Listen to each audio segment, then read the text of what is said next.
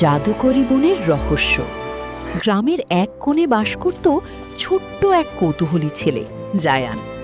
প্রতিদিন সে দূরের সেই রহস্যময় বনের দিকে তাকিয়ে ভাবত, ওটার ভেতরে আসলে কি আছে। একদিন সাহস করে জায়ান ঢুকে পড়ল সেই জঙ্গলের ভেতরে।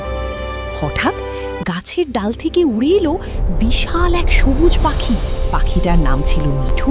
তার ডানা থেকে বের হচ্ছিল জাদুকরি আলো। মিঠুর পিছু পিছু জায়ান পৌঁছে গেল এক অদ্ভুত সুন্দর দুনিয়ায়। চারপাশে ফুটছিল আলোর ফুল, মাশরুমগুলো লণ্ঠনের মতো জ্বলছিল, আর আকাশে উড়ছিল রঙিন পাখির ঝাঁক। কিন্তু কিছুক্ষণ পর জায়ান বুঝতে পারল, বনের আলো ধীরে ধীরে নিভে যাচ্ছে।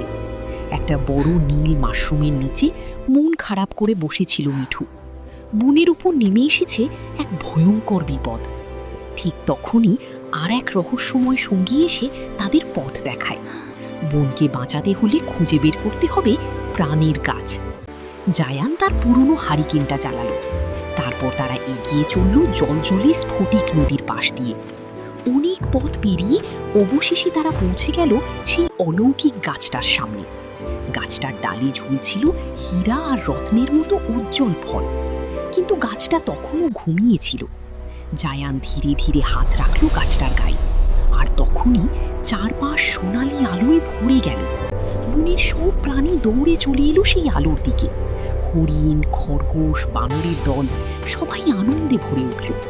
আবার প্রাণ ফিরে পেল পুরো বন। রাত নেমে এলো ঠিকই, কিন্তু সেই বনের আলো আর কখনো নিভে গেল না। আর ছোট্ট জায়ান বুঝতে পারল, সাহস থাকলে অসম্ভবও সম্ভব।